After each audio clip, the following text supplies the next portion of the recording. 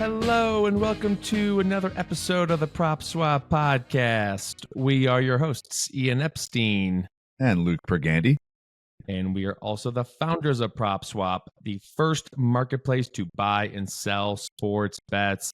Thank you so much for joining us this week. We've got another great episode for you. We will recap the U.S. Open, get into a little hockey talk, touch on the Olympics coming up this summer. But first, Luke, I thought we would start with the NBA championship. The Celtics closed it out in 5 games. It is their 18th banner of all time. I'm not sure if that got mentioned at all this week. That's a joke. The Celtics franchise now has the most championships of any franchise. Just in case you missed that news, but I'll start with some of my previous stake or swap picks. I was wrong on my Celtics in 6 pick, but I was right on the Jaylen Brown to win Finals MVP, which actually was probably like the most compelling kind of race, you could say, of this whole thing. I mean, I was following it pretty closely during Game 5, and Jaylen Brown entered the game as like a minus 350 favorite. It then got down to like minus 120 each way, minus 110 each way, and then Jason Tatum closed as like a huge favorite when the game was over to win Finals MVP. Oh, wow. And then Jaylen Brown ended up winning. So I will pat myself on the back for that. Nothing crazy in terms of long shot Celtics tickets. Boston was single digits the entire season, pretty much like wire to wire favorites. However, as we've discussed before on this podcast, when you start racking up quote unquote favorite champions like we've seen in 2024, you will see some great future parlays. We had a few PropSwap customers who sold, and then obviously buyers hit on these where it was UConn to win the March Madness, Scotty Scheffler to win the Masters, and Celtics to win the finals. And I know that there will be probably more coming down the pike in terms of with the Panthers, and then or tied into baseball, like I've seen some with Phillies and Dodgers. So I still don't think we have not seen the end of this run necessarily in terms of interesting tickets. Yeah, I mean, add long shot team beats, long shot team loses to favorite, right? Mavericks were 30-1. At some people even seemed like they got them at 50-1. Add it to the list of massive favorite takes care of business with long shot. The TCU Georgia national championship a couple years ago, just yet again. And on PropSwap, we sold a $1,000 30-1 Mavericks future for $4,000 once they reached the semis. So as we've been discussing for nearly a decade now, like, please sell the bet, reinvest in Dallas. I understand you want to keep watching the Mavericks win and be rooting for them. I absolutely 1000% grasp that idea. Sell the bet with us, take 2K, go rebet Dallas, take 2K in your pocket. Everyone who didn't sell their Mavericks futures is now those bets are now worth nothing. So congrats to that. That's the largest ticket we sold. We sold tons of other smaller ones. Not as, that's just an easy example. 1K at 30-1 sells for 4K. Perfect. Perfectly executed. Yeah, no, that's right. I mean, add that to the list, right? I mean, just in the last 12 months too, off the top of my head, I mean, you got Michigan over Washington in the college football championship. Yep. You had the Texas and D-backs. Rangers over D-backs, although both of those were kind of long shots, but the Diamondbacks were a huge long shot. And this year's March Madness, I would say probably can't put it on the list. Yeah, with 2 1 seeds facing off.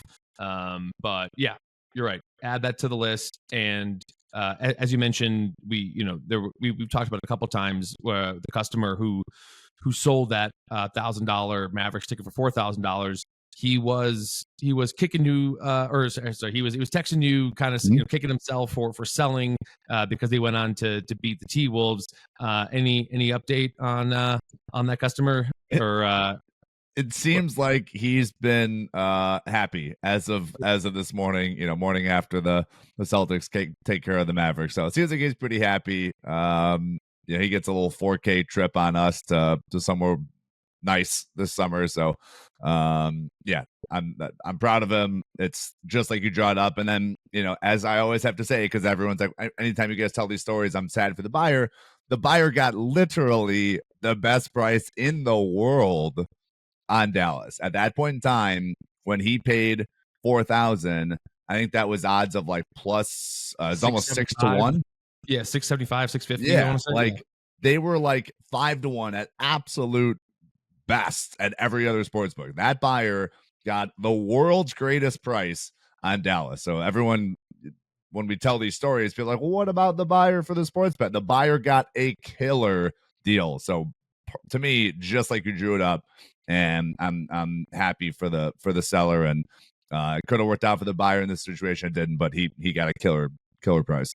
Yeah, as we talked about, that buyer could have resold the ticket for like 10,000 before the finals. Right. He chose not to, at least not PropSwap. Could have arbitraged it for all we know. That's right. That's right. I was shocked. Again, easy to say now, but I was shocked how many people were picking Dallas before the series, and I kind of thought the Celtics were a considerably better team. Now, again, I thought it was going to go 6, not necessarily 5, and a lot of these games weren't close. But no, just one last thing. Yeah, I was going to say on TV ratings. I went to a rugby game last night. I was talking to the commissioner of the Major League Rugby League last night for literally 35 minutes. I was telling he gave me so much time, but we were just talking about the TV ratings for the NBA Finals. I haven't seen much as of this morning. I'm sure there's some tweets out there starting to talk about it. It can't be good. Those TV ratings could not have been good. Probably, I don't know, decade lows. Maybe it was not a good competition. Yeah. Yeah. A lot of blowouts, but also just not, the LeBron, there was no LeBron, there was no Steph Curry. That's right. Jason Tatum, while he's really good, is not in that same league of American superstars. Obviously, Luka's a superstar, but I think it's different when it's an American superstar, and obviously it's also different when you have a shot to win, which the Mavericks. Yeah. And I think a lot of people, Brian Windhorst clearly going off on Luka this week. I think a lot of commentators that have influence on the game of basketball kind of got off. They were riding high on Luka going into this, and he played awful defense, got in foul trouble, arguing with the refs. Like, I do not think we walked out of this NBA Finals performance and Luka improved his stock. I would say Luka's stock went down. Yeah, well, the irony is that that's always been Luka's game. Like, it's just that more people were paying attention to it. Yeah, you're just trying to spotlight on it. He's always complaining against the refs. That's just people. But I do think it's ironic that, like, the way that just the sports media cycle works. Like, in the last couple of weeks, the nation wanted to crown Anthony Edwards, and then that's right. And then you were ready to crown him, and then his reputation dropped, and then they were ready to crown Luka, and now his reputation dropped, and this was all in the span of a couple of weeks. So, like, everyone needs to, like, maybe just take a step back and let's not crown and then remove the crown within a 2 week span. Fair. And then just the last thing I was thinking, though, selfishly, I think hopefully we don't. I would love to see the Celtics and Nuggets in the finals. Like, I thought we should have gotten that last year, and the Celtics blew the series to the Heat, and didn't meet the Nuggets in the finals. And then this year, I think the Nuggets are probably kicking themselves, thinking like we should have been there, right? Like, I think they would have beaten the Mavericks, and I think the Nuggets and Celtics are, I think, the two best teams in the league. And it's kind of a shame that we may not be able to see those two square off. And just welcome to sports. It's constantly there's you want this marquee, I don't know, Chiefs, Eagles, or whatever it is, and it doesn't always happen. Yeah, I mean, I'm just saying last year, but the specifically talking about NBA, I think the one matchup that we never got in my lifetime that I think is you still look back and you're like, how did we never get this matchup, was Kobe versus LeBron in the finals. Sure. Both were close. There was a couple instances where, like, that could have happened, but that's the one I look back and you're like, man, how did we never get Kobe versus LeBron in the finals? Yeah. But so Nuggets, Celtics, not on the same tier as that, but to your point, welcome to sports. Yeah. It's rarely do you get the dream matchup that you always want. Yeah. Speaking of kind of dream matchups or endings, the U.S. Open was absolutely fantastic. An amazing Sunday afternoon. Scott Hansen, the host of NFL Red Zone, tweeted that the back nine at Pinehurst on Sunday was giving, quote, witching hour vibes, which I could not have agreed with more. I mean, it was kind of crazy. I saw another tweet. This will never happen, but someone was like, when Rory's group was one group ahead of Bryson's group, he should have like held play and paired up Rory and Bryson together down the stretch, right? It was clear as gonna be those two guys, but like they weren't in the same group, and like it would have been so much more cool and interesting if the two of them got like rub shoulders as they're going to pick the ball up on the green. It's just a little bit cooler when there's stand next to each other. Yeah, and it just turns into more of a match play, right? Where it's like, all right, like you hit your drive, let me see how you do, and then I'll follow up. So our friend Duck Kazarian made the analogy. It's like re-racking your cups in beer pong, which it's it's an analogy.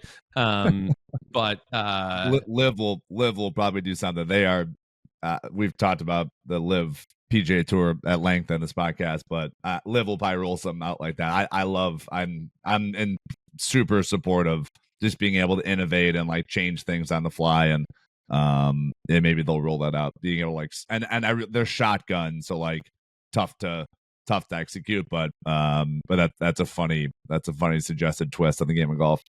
Yeah, that was you took the words out of my mouth. I'm like, well, the first thing they got to stop doing is the shotgun in order to do that. But agreed. Another thought I was having on Sunday was just over the weekend was just like, can you think of anyone in sports who's had a bigger PR turnaround recently than Bryson DeChambeau? Because I mean, he was like one of the most kind of hated, made fun of athletes out there, right? I mean, the whole like rivalry with Brooks Koepka, and like, there was this one moment where he got like hit with the rope. He was like coming under the rope, he got hit in the face, and like he had this like kind of huge reaction. He had bulked up, and like everyone was like, what are you doing? Why are you adding all of this muscle? And he just seemed like such a intense person, which he still may be. But I mean, to be clear, this PR turnaround is, like everything else with this game, is completely strategic. Like he has hired a PR team. I saw. Is that a fact? I saw some people mention that. I wasn't sure if that's validated. He definitely hired a PR team. Yeah, no, yeah. It has been a conscious effort. Like I said, just even with his clubs and his swing and everything about it, like everything is very scientific. Everything is very planned. Or like everything. There's thought that goes into everything with his golf game. And yeah, someone got to him and was like, hey, and yeah, he hired a PR team, and he's got like YouTube videos out now, and I saw he was doing all these walk and talks with the NBC sports guys. He did this video with like Paige Spiranek, who's this female golf influencer. So everyone all been very calculated, but it has worked. Yeah, everyone follows Paige for her golf picks. That's an eye roll. That you don't go look her up if you haven't seen who Paige Spiranek is. Yeah, I mean, success helps. Like, you gotta win to help get the monkey off your back. I think Rory, who's an extremely loved figure in the game of golf, is not helping his cause by choking on 18. I was watching that, but I feel like still, and you and I texted about this, like I feel like that to me, like, and I was watching like on and off throughout the afternoon, clearly watched 18, but like that missed putt on 18, like I almost like fell off my couch. I'm like, oh my God, like how did you just miss that?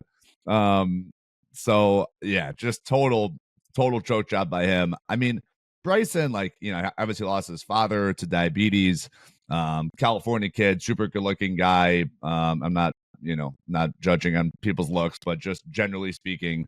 And yeah, I mean, he should be likable. Like, just, I know that Brooks is a popular golfer too, and he's kind of hasn't been as hot lately. So yeah, kudos to Bryson. Extremely, it's awesome to see everyone just chanting USA at Pinehurst. So cool to see an American pull it off, and he is, seems like an incredibly hard worker, smart guy. I'm happy for him.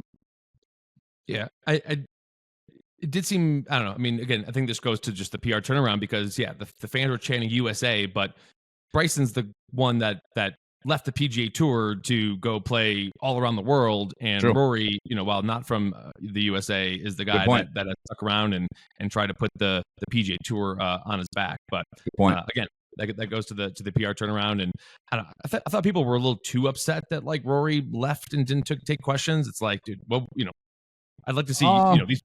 I mean, I get part of being a professional athlete is facing the music. But you have to, I don't know. That is so, I mean, we've seen that. I mean, he could have gone up there, answered 2 questions, and then left. I don't know. I'm in the camp of, and they get paid for it, right? I think that I forget when they go on ESPN, they're not paid, but I believe that in your contract, like post Super Bowl, when you're just sitting at the podium, I believe that's included. Like it is, losing quarterback, this year, Brock Purdy, in the Super Bowl, like he has to go up there and like face it. I don't know if he gets extra money, but I know that talking to the media post game is in your NFL contract as an example. Yeah, but also there's a collective bargaining agreement in those sports between the player, the players union and, the league. As golf, there is no CBA, there's no union. But anyways, enough about the post game stuff. Obviously, as you can imagine, with a tournament coming down the wire like that, a ton of sales on Sunday and over the weekend. And here, but one in particular, during Thursday's round, a PropSwap customer bet $44 on Bryson to win the U.S. Open at 22-1 odds. And then during Saturday's round, that ticket sold for $459, odds of plus 120 for the buyer. Then before Sunday's round, that buyer resold the ticket for $525, odds of minus 108 for the second buyer. And that ticket ended up cashing for $1,012. So first customer made money. Second customer made a little bit of money, only having to basically wait a couple of holes. I mean, I think the ticket got purchased while Bryson was on the back nine on Saturday. And then obviously the third owner cashed it for basically double his money. And then just anecdotally, and because we always talk about this, the customer who bought on Saturday and resold on Sunday told me that they placed a live wager on Bryson during Sunday's round at plus 260 odds. And it was basically when Rory had a 2-shot lead there for like a couple minutes. And so as we always talk about, you can sell and then take some of the money and reinvest in a new bet. And if you sell at minus 108 and then buy at plus 260, it's that's time in the market, right? Totally. Wow, that's awesome. Yeah, like I said, man, to me, this whole industry is all about the sweat. It's just like fantasy football. Talk about this analogy all the time. You could have $50 on a season, divide that by 18 weeks, you're at like 275, and people are just absolutely obsessed with NFL Sunday, NFL Monday night, NFL Thursday night, and it's over 275 a week. So it's all about the sweat. I totally subscribe to that of selling your bet and then just being able to watch the tournament through and being able to be on the top of your couch cheering for Bryson. So perfectly done, and that's I totally subscribe to that. Yeah, totally. I mean, to know that you've made cash, and you're not, it's not a all or nothing proposition when watching the game, and you can you're basically you're playing with house money at that point, and there's no better feeling than playing with house money. And then so in terms of golf, obviously keep checking PropSwap every week for the weekly tournaments, and then of course one last major of the season which will be the British Open, but also I think the Tour Championship, which comes in August. I think that will also start to pick up steam here too in terms of betting and PropSwap. So be on the lookout for that as the summer rolls on. Lastly, before we get into stake or swap, thought we would talk a little hockey. Panthers lead the series 3-1 as we record this. A lot of similarities unfortunately, between the Stanley Cup and the NBA Finals, where Panthers were up 3-0, and then Edmonton smoked the Panthers in Game 4. Like I said, as we record this, Series 3-1, do you think the Oilers can bring this back for a Game 6? I remember you said, after Game 1, Game 1 was a close game. Do we think that this will go at least 6? No. I think Florida has flexed their physicality, and I was on Florida on Stake or Swap a few weeks ago. I thought they would win. No, I think they're just too physical. It's just the hockey playoffs are just so long, and if you can physically maneuver your opponent in the Stanley Cup, it's just exhausting to climb out of that hole. So I don't see Edmonton having the energy, and I would imagine they're like minus 3,000. I haven't looked, but maybe it might be more than that. More, so it's over. So I picked Edmonton before the series, and I remember I said that if there was a reason to not pick Edmonton, it would be the experience factor, right? Florida was here last year, and Edmonton, the squad pretty much has never made it this far. And ironically, after we recorded that, someone had asked the Oilers head coach in a press conference before Game 1, how much stock does he put in experience? And the coach goes, ask the Bills, ask the Buffalo Bills about experience going to the finals. He's talking about the Jim Kelly Bills, going to 4 straight Super Bowls and losing all 4, gotcha. Which I thought was kind of a cool retort to that. But as the series played out, I think that experience has mattered probably for Florida. Yeah. Well, I thought he was talking about the Bills going to like the AFC semis a ton. I don't know. But yeah, clearly, I mean, for a guy that's his age, everyone knows the Jim Kelly Bills story for a guy that's in their like late 50s, early 60s. So that makes sense. Yeah. And then again, kind of similar to the NBA, where probably the most compelling race is with the MVP, or in this case, the Conn Smythe Trophy. Mm-hmm. So here's one interesting sale from last week. On May 31st, with the Panthers leading the Rangers in the Eastern Conference Finals 3-2, a PropSwap customer placed a $300 bet on Sergei Bobrovsky, the Panthers goaltender, to win the Conn Smythe Trophy at plus 750 odds. Then on Thursday, with the Panthers leading 2-0, that customer sold it for $1,416. So pretty much an $1,100 profit for the seller and odds of minus 125 for the buyer. At the time, Bobrovsky was like minus 190 or worse at Sportsbook. So again, an incredible value for the buyer, and like I said, $1,100 profit for the seller. Now, in the 2 games since that purchase, Bob has allowed 8 goals, and now his odds are plus 105, and he's basically like a coin flip with his teammate Alexander Barkov. As we sit here today, they're both basically like plus 105, minus 105, and so again, even if Bobrovsky does go on to win the trophy, you got to say that's a great sale by the seller there. Yeah, totally. Yeah, that's a good point. So Saturday's blowout of Edmonton over Florida probably impacted that, even if they could have lost by like 2 or 3. But Edmonton just blows the doors off, and Bobrovsky's odds faded after that. So not good odds moving for the buyer. Yeah.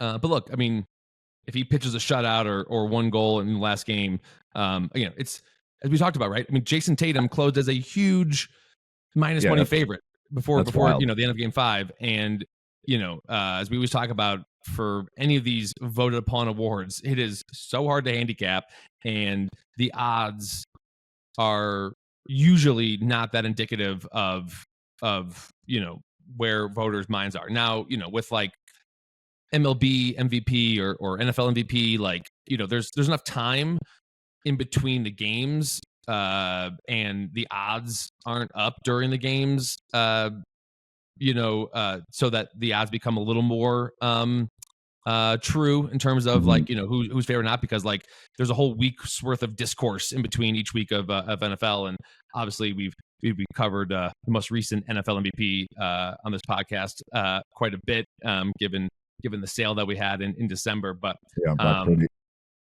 so just because Bobrovsky has allowed 8 goals in the last 2 games does not mean that he cannot redeem himself in Game 5 and go on to win it. But definitely, again, back to the whole playing with house money. That seller is sitting there with 1,100's pocket and not having to worry about how many goals he allows, or win or lose. So wrapping that up, I think it is time to get into a little stake or swap.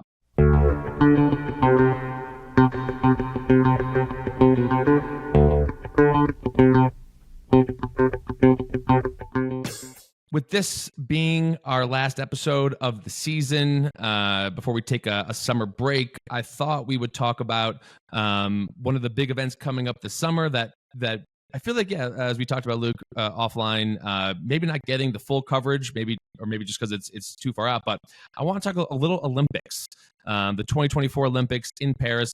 Maybe it's also because the last Olympics got delayed a year. It was like a COVID Olympics in 2021, and perhaps it just feels like, at least in my opinion, like we haven't had a real true Olympics in quite some time. Because I was always super pumped as a kid growing up, and for the Olympics every year. But if you don't know, the opening ceremony will be on July 26th.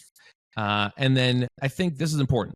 So I've read a lot of coverage that says that NBC is going to do a lot better job in terms of their coverage of the Olympics compared to last time. So one example is Peacock is going to have a daily show called Gold Zone, where literally Scott Hansen and Andrew Siciliano, the 2 hosts of NFL Red Zone on cable or DirecTV, are going to do whip around coverage of different events. So it's basically going to be Red Zone, but for the Olympics, with our favorite Red Zone hosts. So I'm super stoked for that. And then also, I think this is smart. NBC has said that they are going to do a better job of covering events live during the day, and then during their primetime coverage, like not pretend certain events are live when everyone at home already knows the results, right? Like, I don't know how much Olympics you watched last time, but like, they have these big primetime blocks at night, NBC does, and they'll be like, let's go to the pool where, this, and like they're basically acting like, okay, like this is live and you don't know the result. But in reality, it's like, no, I have a phone, I have internet. I woke up and I saw, who won this event. Like, it's not that exciting. And so, with this being in Paris versus Tokyo, the time difference will be better for us in the US. I think they'll make sure that the big American events are late in Paris, and to make them as late as they can during the US, because I believe NBC is like the Olympics' biggest partner across the world. But and then just 2 other notes about this year's Olympics. One new event at this year's, it's going to be breakdancing. Breakdancing will be a new event at the Olympics. The host city gets to like introduce a couple new events if they want to. So like, for example, the next Olympics in 2028 will be in Los Angeles, and there'll be a couple new events there. One of which is going to be flag football, which I'm excited about that. So stay tuned for that. 2028 Olympics in LA. So how does that relate to stake or swap? Well, I thought we would do a little almost like first take vibes here, and I thought we would stake and swap an event each.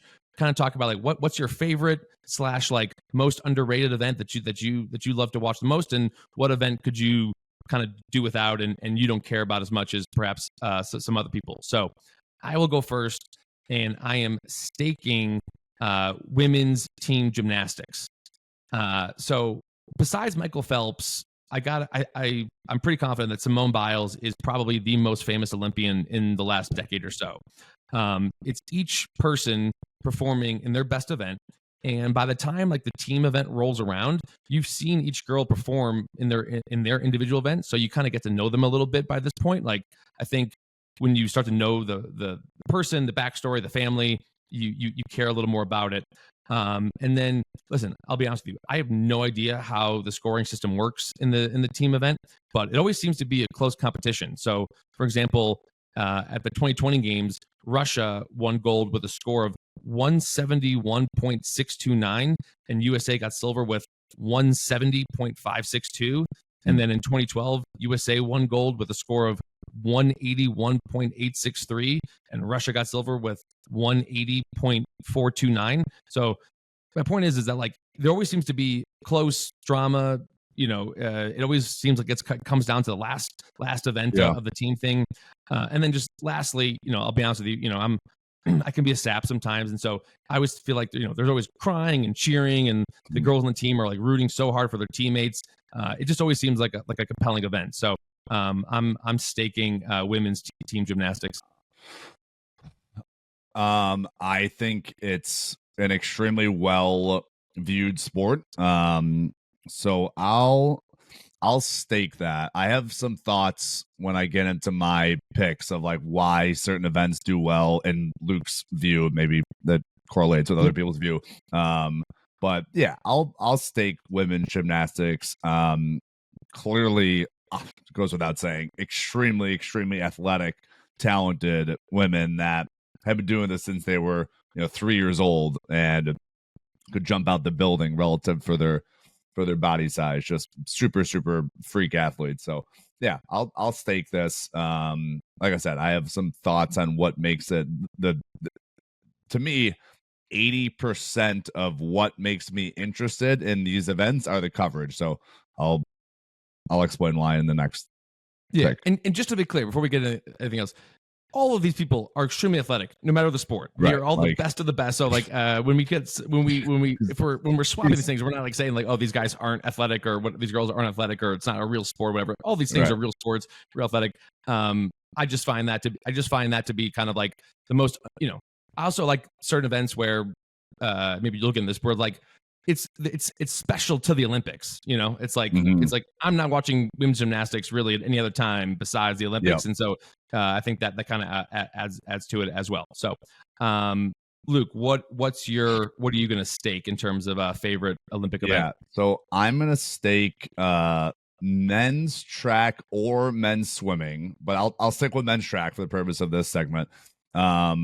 And I think it has a little bit to do with I always will extrapolate guys 40 times into the 100-meter and just be like, okay,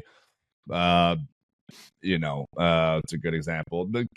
Caleb or Roma Dunze, Bears new receiver. Okay, he ran a 4.5, extrapolate that into a 100-yard dash. That means he'd be running at a 10.6 second 100-meter dash. So I'm always curious how fast are NFL athletes running, and then extrapolate that into 100 meters and like who actually would be winning in a race.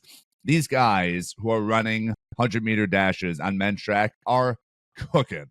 Like they would destroy every NFL receiver, running back.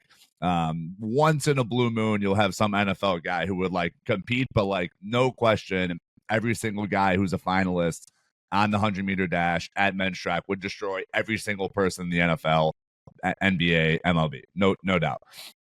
So, and I think just understanding how hard that is to do is what makes me interested. So then I'll explain why some of these events are more appealing than others. I need to know who these guys are or women, where are they from, what's their journey to get to this point. Like if I don't know who these people are, I don't care. So to me, like for all the entire Olympics, like as long as I can understand the journey, whether it's for men's track, men's swimming, women's gymnastics, not really men's basketball, I'll get into that in a second, but if I can understand who these people are and how they got there, that's all that matters. So to me, I'm like a personal journey person. And as long as I know the characters and have some background information, I'll be tuned in, especially in July when sports betting takes a gigantic lull and there's not much fun sports on in late July. Yeah. Look, the 100-meter men's race is extremely exciting. I remember where I was when Usain Bolt, broke the world record. Like that was incredible, and he like slowed down at the end. But the reason why I didn't pick that was just because like it's so short. It's like It's like Fair. it's all that it's all that build up, and then it's like boom, like done in 10 seconds. Yeah, that's what she said. Jerry Seinfeld's nice. Jerry Seinfeld's got a good stand up. I won't quote it, but it's just like it's also just like you could lose by a nose, like the guy that wins, gets remembered forever. And then you could like lose by a nose and no one knows who that person is ever. It's like, it's so, it just, it just comes down the wire. It's over so short. And so, that was the reason why I didn't pick that. But no, I agree. The 100-meter men's dash is extremely exciting. And yeah, when you've got a guy like Usain Bolt who you have a backstory with, like that makes it kind of even more exciting. All right, now for the events that we want to that we could probably do, the events we'll swap, the events we could probably do without. And so I don't think I'm going on a huge limb when I say this, but I'm swapping skateboarding. This event was introduced for the first time at the last Olympics in Tokyo.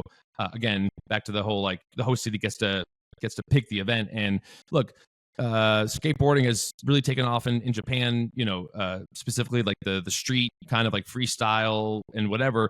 A lot of Japanese people, have made big names in the world of skateboarding. That's great. But I feel like we get our fill of this during the X Games, and there's really no like twist or differentiator between the Olympic event and the X Games event. It's like, it's not like a team event, right? It's not, you're not pairing up people who would never usually be paired up with, like in basketball and so it's just like, I don't know, we get the X Games every year. Again, this doesn't feel like, back to the point about like certain Olympic events feel, like, all right, I'm never going to watch this besides the Olympics, but it's like, I feel like I watched the X Games, enough times to get my fill of skateboarding. And point being is I will not be watching much of the street and park skateboarding events. Totally agree. I don't even like it that much during the X Games, so yeah. I'll swap it. The only thing I've honestly paid attention to in the skateboarding world is when Tony Hawk did the 900. What is that, like 3 rotations or something? Yeah, almost. Yeah. I think 2.5. Yeah, 2.5. So that's the only thing I got for skateboarding. Side note: I just saw a video. This like a 9-year-old did 3 900s like in a row, like 900 other side, 900 other side, like, and Tony Hawk was commentating, but it's like, I like, again, like that was people remember where they were when Tony Hawk did the 900, and now a 9-year-old kid is like is doing it like it's nothing. So probably easier to spin when you're that small. Definitely lower center of gravity for sure. But yeah. All right, I think we agree on that. And so all right, so close it out, Luke. What's your hot take in terms of swapping an event? Swapping men's basketball. Team USA destroys every team. These guys could care less. They're in their off season. They want to just go back home. They're not, I always talk about anytime multiple superstars join up on the same team, it takes forever to develop cohesiveness. I think you see that. It seems like every year with Kevin Durant's team, whether he's on Phoenix or whatever. And even it took him a little bit of time when he was at Golden State to get together. They obviously won. But it takes so long to develop a cohesive style of play. They're not cohesive by the time we're watching it. We just watched, my God, hundreds of basketball games in the playoffs. Like I'm good on men's basketball for a while. Yeah. So I think you're probably saying that just because we got down to the NBA finals, but I disagree, man. I like the men's basketball for a couple reasons. One, you mentioned backstories, right? Like I know who these guys are, so that's fair. It's not like I'm being introduced for the first time. And yeah, it's pairing up certain people who you would never see paired up. And you were saying that America dominates every time. The world has gotten a lot better.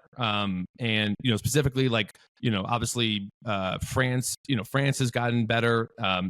Victor Wembanyama is gonna be playing now. In it. Canada has gotten a lot better. I'm not sure if you realize how many NBA players are from Canada. You got Jamal Murray, Shea Gilgeous-Alexander, our boy Benedict Mathurin from Arizona. Canada. I know actually SGA was Canadian. That's cool. Yeah. So yeah, Canada's like an up and comer. And I will say this though, like I think it does kind of suck for Team USA because they are expected to win, and when they do win, it's like cool. That's what you're supposed to do. But in reality, it's probably become a lot harder than it used to be. And then if they lose, then it becomes this whole like, how could they possibly lose? But basketball has become such a global sport, and it's still obviously the best of the best, but with guys who you would never normally see play with each other, represent the country. And yeah, I think the men's basketball will be actually like really competitive. And again, it's not going to be something where Team USA blows out every team by 50 like in 1992 or whatever. So I think that's the one where we kind of disagree. But either way, I'm super excited for it, as I'm sure you can tell for having even suggested we do this segment. But there will be gambling on it. There will be betting on it. There will be tickets up for sale on PropSwap. Again, like the men's basketball, that'll be just like your regular futures, tournament, right? So definitely be, scoping out odds and then looking to buy and sell along with, a bunch of other events. So that will do it for this week's episode. Like I mentioned, this will be our last episode of the season. We'll be taking a break for the summer. So enjoy the Olympics, enjoy all the golf, enjoy the Euro soccer championships, enjoy your summer. If you're taking a vacation, be safe, have a great 4th of July, and we will talk to you as football gets closer. So for Luke Pergande, this was Ian Epstein, and we will talk to you soon.